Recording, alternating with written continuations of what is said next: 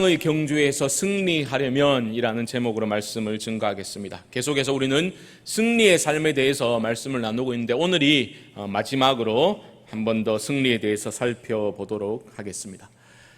사도 바울은 오늘 본문을 보게 되면 신앙의 여정을 운동장에서 다름질하는 경주에 빗대어 그렇게 우리에게 설명하고 있습니다. 24절을 다시 보시죠. 운동장에서 다름질하는 자들이 다 달릴지라도 오직 상을 받는 사람은 한 사람인 줄을 너희가 알지 못하느냐? 너희도 상을 받도록 이와 같이 다름질하라. 이 권면을 들었던 고린도 교회 성도들은 무슨 말을 하는구나 단박에 알아챘을 겁니다. 왜냐하면 여러분 올림픽 경기 아시죠?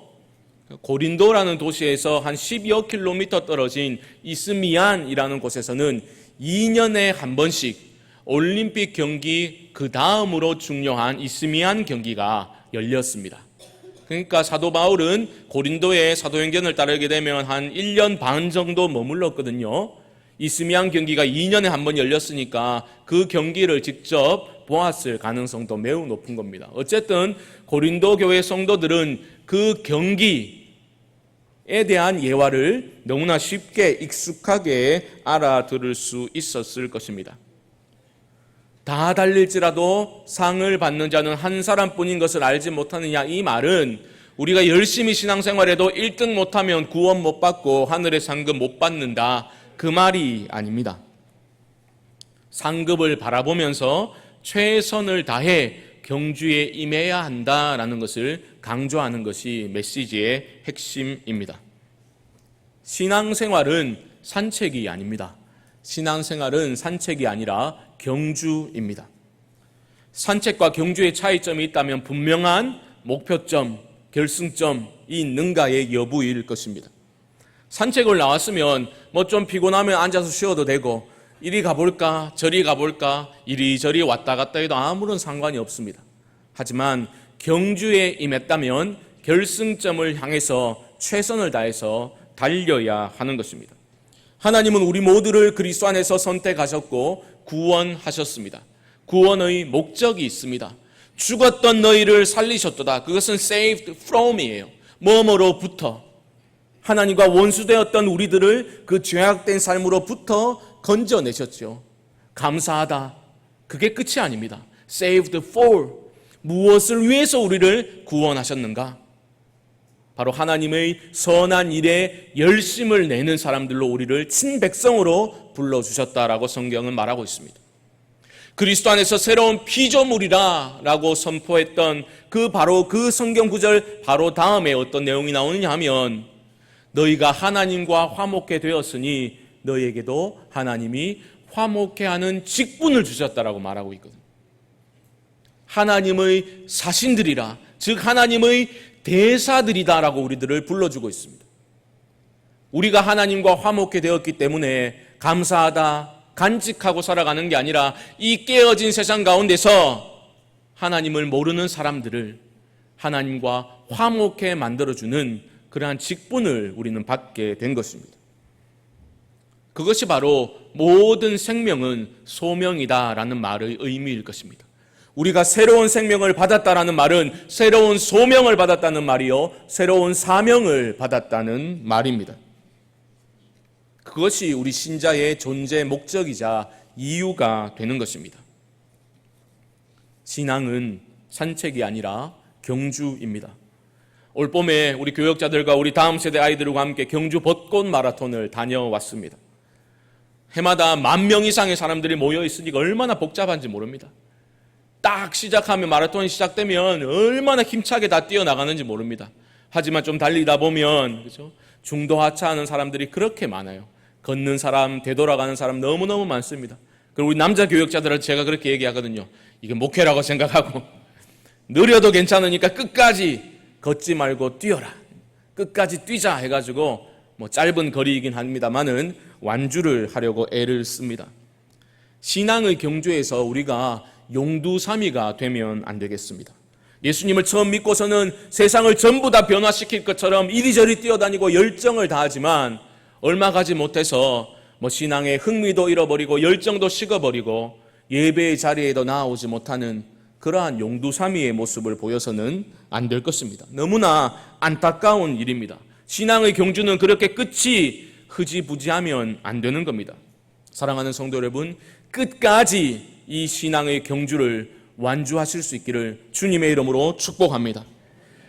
신앙의 경주에서 우리가 승리하려면 하나님이 다 하신다, 물론 맞는 말이지만 우리 편에서도 노력해야 할 점들이 분명히 있습니다. 첫 번째로 25절을 보십시오. 이기기를 다투는 자마다 모든 일에 절제하나니 그들은 썩을 승리자의 관을 얻고자 하되 우리는 썩지 아니할 것을 얻고자 하노라. 승리의 삶을 위해서는, 신앙의 경주에서 승리하려면 우리는 무엇보다 삶을 절제할 수 있어야 합니다.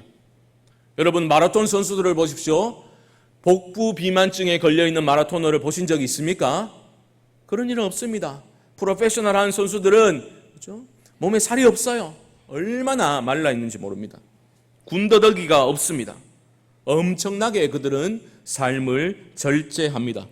먹는 음식부터 시작해서 대회가 있으면 서너 달 전부터 그렇죠? 식단을 조절한다고 합니다. 그러니까 이틀 동안은 고기만 먹고 와 좋겠네 그러실 게 아니고, 이틀 동안은 고기만 먹고 그 다음부터는 탄수화물만 섭취하고 너무나 힘든 식단 조절을 한다고 합니다. 매일 30km 이상씩 뛴다고 합니다. 매일매일 하루도 그러지 않고 그렇게 절제하며 훈련을 합니다. 얼마나 힘들었으면, 여러분 황영조 선수 아시죠? 그 인터뷰한 기사 내용을 보니까 이렇더라고요. 훈련 도중에 훈련하다가 너무 힘들어가지고 차도로 뛰어들고 싶었다. 그렇게 이제 소감을 필요하더라고요. 그만큼 힘든 것입니다. 이런 마라톤은 비인기 종목이라서 별로 와닿지 않는 것 같은데, 제가 삼성 라이온즈 원년 어린이 멤버 아니겠습니까? 제가 와닿을 예화를 알려드리겠습니다. 라이언 킹이라는 별명을 가진 선수가 있습니다. 누굽니까? 김웅룡 이러면 안 되고요. 이승엽, 라이언 킹, 국민 타자 이승엽 선수입니다. 제가 이승엽 선수를 너무 잘 압니다. 제 고등학교 후배이기도 합니다. 너무 잘 알아요. 이승엽 선수가 저를 모르는 게 문제이긴 한데 그게 좀 아쉽지만 어쨌든 저는 잘 압니다. 이승엽 선수가 은퇴하고서 얼마나 자기 절제를 잘했나 싶어서 그 TBS 스페셜로 다룬 프로그램이 있었다 하더라고요. 제가 TV는 못 봤지만 한번 찾아봤습니다. 그 내용을. 그러니까 이승엽 선수가 하는 말이, 자기가 자신할 수 있는 게 단 한 가지 있는데 그거는 자기 23년 동안 운동장에 가장 먼저 나왔다는 거예요. 23년 동안 자기는 출근을 가장 먼저 한 사람이라고 그렇게 밝혀 놓았더라고요. 그 자기 절제 없이 그런 일이 23년 동안 그렇죠? 가장 일찍 운동장에 도착했다. 자기 절제 없이는 불가능한 일 아니겠습니까? 한국에서 최고의 타자가 되었을 때 일본으로 건너갔습니다. 꿈을 안고 건너갔지만 그렇게 쉽지 않았습니다. 극심한 슬럼프에 빠지기도 했습니다. 그래서 2군으로 강등되어 가지고 내려갔을 때 그는 포기하지 않았습니다. 손에 피범벅이 되도록 그렇게 열심히 연습했다고 해요. 자전거 줄로 묶고서 연습을 했다고 합니다. 손가락이 부러졌을 때는 그 부러진 부분을 붕대로 감고 할 수 있는 만큼 그렇게 운동을 훈련을 했다고 합니다. 그래서 훗날 후배되는 최희섭 선수가 형, 야구 잘하려면 어떻게 해야 돼요? 라고 질문을 했을 때 이승엽 선수가 해준 단 한마디 조언은 인내라고 대답해 주었다라고 합니다. 절제와 인내, 맥을 같이 하는 겁니다. 승리의 요소입니다. 천재적인 재능을 가지고 있다가 반짝했다가 자기 절제를 하지 못해서 욕망의 유혹에 넘어가서 실패를 경험한 선수들이 얼마나 많이 있습니까? 어디 운동뿐이겠습니까? 다양한 영역에서 자기 절제에 실패해서 망한 경우들을 우리는 너무나 많이 볼 수 있지 않습니까? 신앙의 경주도 마찬가지입니다. 자기 절제를 할 수 있어야 합니다. 바울은 뭐라고 말합니까? 이기기를 다투는 자마다 모든 일에 절제하나니. 나는 이건 절제 잘한다. 그게 끝이 아니에요. 우리의 욕망이 무한하기 때문에 모든 영역에 있어서 우리는 절제를 할 수 있어야 합니다. 절제를 못하면 신앙의 경주에서 결코 승리할 수 없습니다. 주일에 우리가 올해 최고의 예배를 드리기를 소망하고 있는데 토요일 저녁 밤 시간을 절제하지 못하면 불가능한 겁니다.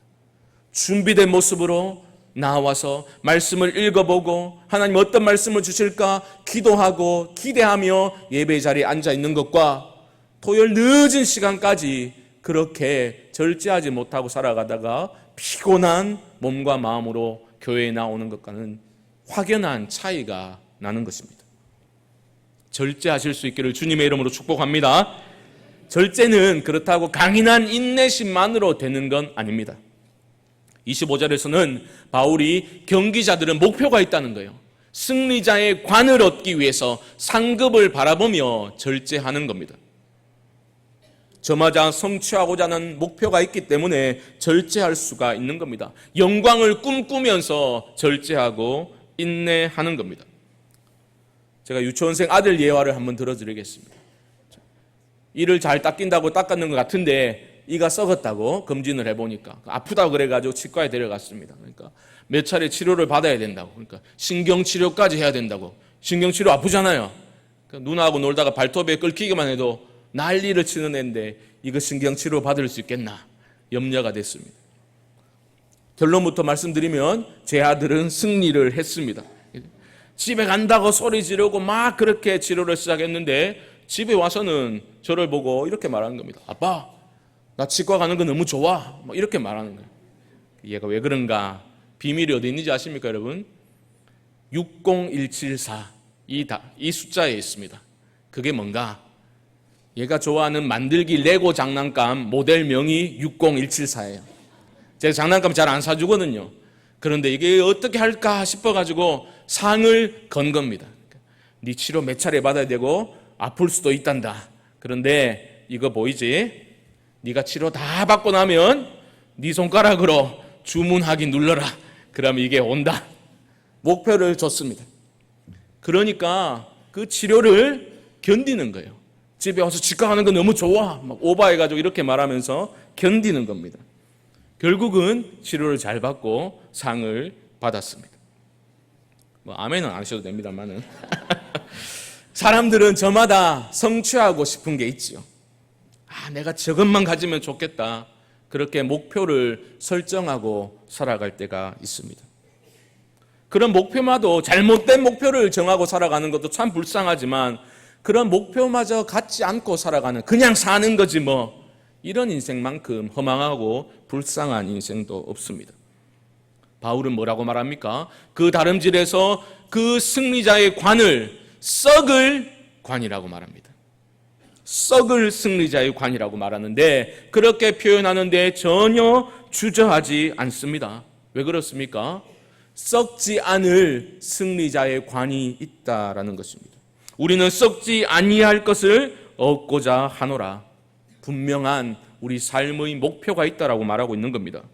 그런데 신앙의 경주는 생각보다 힘이 듭니다. 그렇죠? 왜 그렇습니까? 와닿지 않기 때문이에요.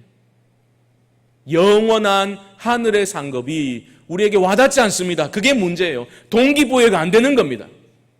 그리스도 예수 안에서 하늘에 속한 온갖 모든 신령한 복을 너에게 주셨다. 위의 것을 찾으라 하나님은 말씀하시는데 우리는 그러한 상급이 영원히 썩지 아니할 상급이 존귀하고 소중하고 내 모든 것을 바쳐서 이루어야 할 목표로 보이는 것이 아니라 그건 뭐 소용이 있겠나? 내세에나 효력이 있지. 이 땅에서는 뭔 소용이 있겠나? 이런 마음이 우리 가운데 있는 거죠. 그러니까 동기 유발이 안 되는 겁니다. 그래서 신앙의 경주가 힘든 거예요. 그러니까 좀 달리다가 별거 없는 것 같으니까 멈추어 서서 걷기도 하고 에이그 모르겠다 뭐 죽기 하겠냐면서 그냥 앉아버리는 경우도 허다합니다. 어떻게 하면 좋겠습니까? 진리를 굽힐 수는 없는 겁니다. 내가 변해야 합니다. 나의 눈이 열려야 합니다. 나의 영적인 눈이 열려서 하늘의 가치를 발견해야만 합니다. 먼저 그의 나라와 그의 의를 구하라 말씀하시는 하나님의 말씀의 영광스러움을 여러분 발견하실 수 있기를 주님의 이름으로 축복합니다. 그래야지 신앙생활이 기쁨이죠. 억지로 강요받아서 하는 신앙생활 아니라 맨날 본전 생각하면서 끊임없이 망설이고 주저하는 그러한 신앙의 모습이 아니라 복음의 영광스러움을 발견하고 이 땅에 발붙이고 살지만 하늘을 살아낼 수 있는 하늘의 가치를 발견하고 우리가 어떤 존재인지를 기억하며 살아간다면 우리는 신앙의 경주를 쉼없이 달려갈 수 있을 것입니다. 시대가 너무 많이 변해버렸습니다. 저마다 자기 욕망을 기준으로 삼고 살아갑니다. 욕망을 억누르지 말라고 말합니다. 네가 욕망하는 거 마음껏 표출하라고, 표현하라고. 그것이 진정한 자유고 용기라고 세상은 가르칩니다. 하지만 성경은 거듭난 우리들을 향해서 위의 것을 생각하고 땅의 것을 생각하지 말라라고 분명히 말합니다. 땅에 있는 지체를 죽이라라고 말합니다. 탐심은 우상 숭배라고 말합니다. 욕망의 노예가 되어 살아가지 말라고 내가 너희들을 건져냈다고 하나님은 우리에게 말씀하시며 이 세상이나 세상에 있는 것들을 사랑하지 말라 단호하게 말씀하십니다. 우리를 위해서 그렇게 말씀하시는 겁니다. 이 세상도 정욕도 다 지나가되 오직 하나님의 뜻을 행하는 자는 영원히 거하느니라. 하나님의 말씀을 여러분 마음판에 새기실 수 있기를 바랍니다. 신앙의 경주에 승리하기 위해서 첫 번째로 절제가 필요합니다. 두 번째는 올바른 방향성을 유지할 수 있어야 됩니다. 26절 말씀 보십시오.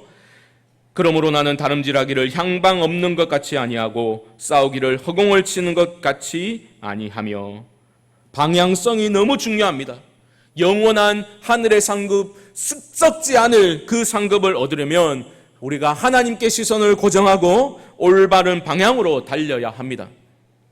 신앙의 싸움은 허공에 대고 우리 헛손질하면 안 되는 겁니다. 분명한 대상과 목표를 정하고 올바른 방향성을 유지해야 하는 것이 너무너무 중요한 것입니다. 여러분, 영적인 싸움이 우리 가운데 있지요. 마귀가 우리를 어떻게 공격합니까? 인생의 방향과 목적을 잊고 살라고 우리를 유혹하고 흔드는 게 마귀의 책략입니다. 생각해 보십시오.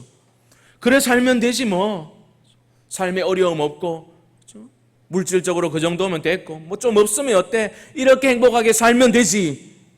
눈에 보이는 것이 전부인 양 현세의 가치들에 매몰되어 살아가도록 더 크고 위대한 삶이 있다는 것을 잊고 살도록 마귀는 계속해서 우리에게 그렇게 거짓된 메시지를 심어주는 겁니다.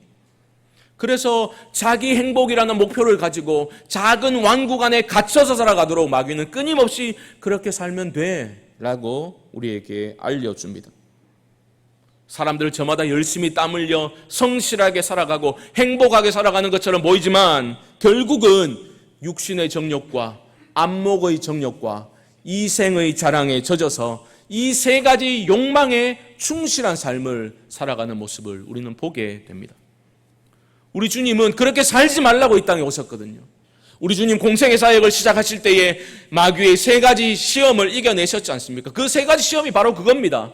육신의 정욕과 안목의 정욕과 이생의 자랑. 우리 주님은 승리하셨거든요. 왜요? 나를 바라보며 내가 도울 테니 너희도 승리하라고 이미 우리 주님은 승리하셨습니다. 그런데 우리는 그러한 삶에 빠져 살아가고 있지는 않습니까? 사랑하는 성도 여러분, 우리의 욕망보다 더 큰 가치 예수 그리스도를 삶의 목적으로 삼으실 수 있기를 주님의 이름으로 축복합니다. 여러분 행복하게 살고 싶잖아요. 만족하며 변치 않는 기쁨으로 충만한 삶을 살기를 원하시면 더 큰 예수 그리스도를 욕망하십시오. 하나님 나라를 욕망하십시오. 우리 새 가족이 되신 분 중에 이런 말씀하는 분이 계십니다. 아이고 이렇게 좋은 예수님을 내가 왜 이제야 이렇게 늦게 믿었는지 모르겠다. 믿음이 들어오고 믿음의 눈이 열리게 되니까 예전에 그렇게 중요한 줄 알고 쫓았던 것들이 얼마나 헛된 것인지를 깨닫게 된 겁니다. 영원한 하늘의 가치에 우리 모두는 눈을 떠야 합니다.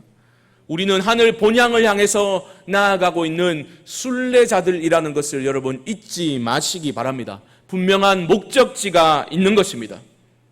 홍순관 씨가 쓴 그 책의 단상집의 내용 중에 게으른 새라는 제목의 글이 있습니다. 제가 한번 소개해드린 기억이 있는데요. 이런 내용입니다. 저자가 미국의 뉴저지에 있는 세븐 레이크라는 큰 호수에 갔습니다. 가보니까 너무 장관인 거예요. 무수한 새들이 앉아가지고 평화롭게 먹이를 먹고 있는 모습을 보았습니다. 처음에는 감탄했습니다. 그런데 알고 보니까 그 새들은 멀리 캐나다에서 날아온 철새들이었다고 합니다. 그런데 눈앞의 풍요로움에 먹잇감이 너무 많으니까 고개를 쳐박고 그것을 먹느라 몸이 불어버렸습니다. 돌아가야 될 고향이 있는데 돌아갈 생각을 하지 않습니다. 그곳에 머물고 있습니다. 평화로운 모습처럼 보였지만 실상은 식탐이 낳은 끔찍한 형벌이었구나 깨닫게 된 겁니다. 글은 이렇게 마무리됩니다. 날지 못하니 새가 아닙니다. 고향을 모르니 뿌리도 모릅니다. 제 몸 무거우니 제 길 가지도 못합니다. 새는 날아야 평화입니다. 가벼운 삶이 평화입니다. 고향으로 돌아가야 될 철새가 텃새로 변질되어 버린 모습, 어쩌면 우리가 거짓 평안의 일상성에 매몰되어 살아가는 그러한 우리의 모습일 수도 있겠구나 무거운 마음이 들었습니다. 사랑하는 성도 여러분, 하나님 나라의 가치와 하나님의 꿈과 비전은 결코 공허한 것들이 아님을 여러분 기억하실 수 있기를 바랍니다. 예수 그리스도의 사랑이 여러분 가운데 부어진 바 되었는데 그리스도의 사랑을 경험한 사람들은, 저와 여러분들은 세상 사람들과는 다른 길을 걸어야 하는 것입니다. 우리에게는 수많은 증인들과 선배들이 있습니다. 욕망의 굴레를 벗어나서 믿음으로써 인내하며 절제하며 신앙의 경주를 완주한 선배들이 있다고요. 저 언덕 위에 신앙이라는 이유로 십자가에 달려 순교해야 될, 자신들이 달려 죽어야 할 십자가가 세워진 언덕을 향해서 달려갔던 신앙의 선배들이 우리에게 있다는 말입니다. 그들이 본 것은 무엇입니까? 히브리서 기자는 이렇게 말합니다. 이러므로 우리에게 구름같이 둘러싼 허다한 증인들이 있으니 모든 무거운 것과 얽매이기 쉬운 죄를 벗어버리고 인내로써 우리 앞에 당한 경주를 하며, 여러분, 가벼운 삶이 평화입니다. 죄악을 벗어버려야 됩니다. 욕심과 욕망을 벗어버려야 됩니다. 우리 옛사람이 추구하던 것들을 벗어버리고 날마다 그리스도로 새롭게 옷 입으실 수 있기를 주님의 이름으로 축복합니다. 신앙의 경주, 내 힘과 내 결단으로 해낼 수 있는 것 아닙니다. 그리스도를 옷 입고 그리스도의 능력을 힘입어야 합니다. 그래서 히브리서 기자는 바로 이어서 이렇게 말씀합니다. 믿음의 주요 또 온전하게 하시는 이인 예수를 바라보자. 예수를 바라보자. 표대 되신 예수 그리스도를 바라볼 때에 우리는 이 신앙의 경주를 완주할 수 있는 겁니다. 주님이 주신 힘으로 이 길 끝에서 두 팔 벌려 서 계시며 우리를 안아주실 주님을 바라보며 끝까지 달려가야 하는 것입니다. 디모데후서 4장 7절과 8절의 말씀에 우리 함께 믿음을 고백하는 마음으로 함께 한번 읽어보도록 하겠습니다. 디모데후서 4장 7절과 8절입니다. 나는 선한 싸움을 싸우고 나의 달려갈 길을 마치고 믿음을 지켰으니 이제 후로는 나를 위하여 의의 면류관이 예비되었으므로 주 곧 의로우신 재판장이 그날에 내게 주실 것이며 내게만 아니라 주의 나타나심을 사모하는 모든 자에게도니라. 아멘. 사랑하는 성도 여러분, 끝까지 방향성을 잃지 않고 오직 주님만을 바라보고 이 믿음의 길을 달려가실 수 있기를 바랍니다. 마지막으로 절제도 중요하고 또 올바른 방향성과 대상도 너무너무 중요한데, 마지막으로 신앙의 경주에 승리하기 위해서는 끝까지 긴장을 놓치지 말아야 합니다. 빌립보서 3장에서 바울은 이렇게 말합니다. 내가 이미 얻었다 함도 아니요 온전히 이루었다 함도 아니라 오직 내가 그리스도 예수께 잡힌 바 된 그것을 잡으려고 달려가노라. 우리 사랑하는 어르신들, 이 믿음의 경주 끝까지 달려가실 수 있기를 바랍니다. 샴페인을 일찍 터뜨리면 안 됩니다. 고린도 교회 성도들의 일부 성도들은 너무 빨리 터뜨렸어요. 그들은 잘못된 영적인 은사주의에 빠져가지고 그들은 이미 구원이 완성되었다고 주장했습니다. 심지어 어떤 사람들은 우리가 부활을 경험했다라고 말하면서 육신적으로 문란한 삶, 이 땅의 삶은 전혀 중요하지 않다고 그러한 방종한 삶을 살았습니다. 긴장을 늦추어 버린 겁니다. 완주하지 못한 겁니다. 사도 바울을 보십시오. 27절 말씀. 내가 내 몸을 쳐 복종하게 함은 내가 남에게 전파한 후에 도리어 버림을 당할까 두려워함이로다. 바울의 두려움은 아이고 나는 구원 못 받으면 어떡하나, 구원을 잃어버릴지에 대한 두려움이 아니었습니다. 내가 복음을 이렇게 전하는데 그 복음을 내가 전하기만 하지, 내가 잘못된 자기 의와 자기 열심에 빠져가지고 그 복음의 말씀이 나를 지배하고 나를 빚어가도록 하는 일에 게을리하지는 않는지, 그것을 두려워한 겁니다. 이런 두려움은 건강한 두려움입니다. 여호와를 경외하는 두려움이요 주의 말씀을 경외하는 그러한 마음이다라고 볼 수 있습니다. 여러분, 우리의 마음이 욕망으로 가득 채워져 있다면 거기서는 결코 경외심이 자라날 수 없습니다. 모든 것들을 다 누려본, 부귀영화를 다 누려본 솔로몬이 전도서에서 뭐라고 고백했습니까? 전도서의 시작은 이렇습니다. 헛되고 헛되며 헛되고 헛되니 모든 것이 헛되도다. 이렇게 시작을 했습니다. 그런데 전도서의 마지막은 어떻게 마무리되고 있습니까? 일의 결국을 다 들었으니 하나님을 경외하고 그의 명령들을 지킬지어다. 이것이 모든 사람의 본분이니라. 여러분, 모든 인간들의 본분은 뭐냐? 여호와 하나님을 경외하는 것입니다. 그것이 인간의 본분입니다. 여호와 하나님을 경외할 때, 두려워할 때에 역설적으로 우리 삶에 자유가 임하게 되는 것입니다. 복음 안에서 누리는 자유입니다. 오늘 본문 19절 말씀은 이렇게 말합니다. 내가 모든 사람에게서 자유로우나 스스로 모든 사람에게 종이 된 것은 더 많은 사람을 얻고자 함이라. 23절 보십시오. 내가 복음을 위하여 모든 것을 행함은 복음에 참여하고자 함이라. 여러분, 이 말은 단순히 바울이 복음을 입으로만 전했다라는 뜻이 아니라 그 영광스러운 복음이 자신의 삶과 인격을 빚어가도록 전적인 항복을 했다는 뜻입니다. 그 복음에 내 모든 것을 내어드렸다는 것을 의미하고 있는 것입니다. 그래서 자유를 말하고 있지만 그 자유를 개인의 유익을 위해 쓰는 것이 아니라 뭐라고 말합니까? 하나님 나라 복음을 위해서 스스로 모든 사람에게 종이 되는 그러한 삶에 대해서 말하고 있는 겁니다. 이것이 바로 승리자의 삶입니다. 예수 그리스도의 성육신이 바로 그것 아닙니까? 하나님이신 분이 인간의 몸을 입고 낮고 천한 모습으로 오신 것처럼 참된 승리자는 우리에게 주어진 복음 안에서의 그 자유, 기꺼이 남을 위해 희생하고 종이 되는 그러한 모습으로 나타나게 되는 것입니다. 말씀을 정리해 보겠습니다. 사랑하는 성도 여러분, 저는 이곳에서 예배드리는 여러분들 모두가 여러분 앞에 놓인 신앙의 경주를 힘있게 완주할 수 있기를 바랍니다. 여러분, 우리 모두의 영적인 눈이 활짝 열려서 더 큰 삶이 있다는 것을 발견해야 됩니다. 그 하나님 나라의 가치를 향해서 우리는 전력 질주할 수 있어야 합니다. 욕망을 쫓아 사는 어리석은 삶의 모습을 날마다 벗어버리고 표대 되신 우리 주 예수 그리스도를 바라보며 달려갈 수 있기를 소망합니다. 눈앞에 먹을 것들로 인해서 고개를 쳐박고 자신이 돌아가야 할 고향이 있다는 사실도 망각한 채 텃세로 변질되어 버리는 삶이 아니라 그 모든 거짓 평안의 일상성을 깨뜨리고 날마다 새로운 주님의 은혜를 경험하고 건강한 두려움이 우리 가운데 회복되어서 참된 자유자로 일어설 수 있기를 바랍니다.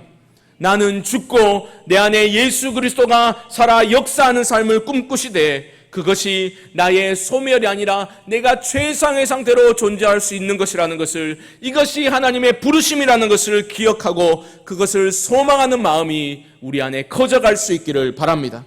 그리하여 이 길 끝에서 우리를 두 팔 벌려 안아주실 그 주님을 생생히 바라보고 뜨거운 열정과 타는 목마름으로 이 경주를 완주하여 영광스러운 승리자로 주님의 품에 우리 모두가 안길 수 있게 되기를 주님의 이름으로 간절히 축원드립니다.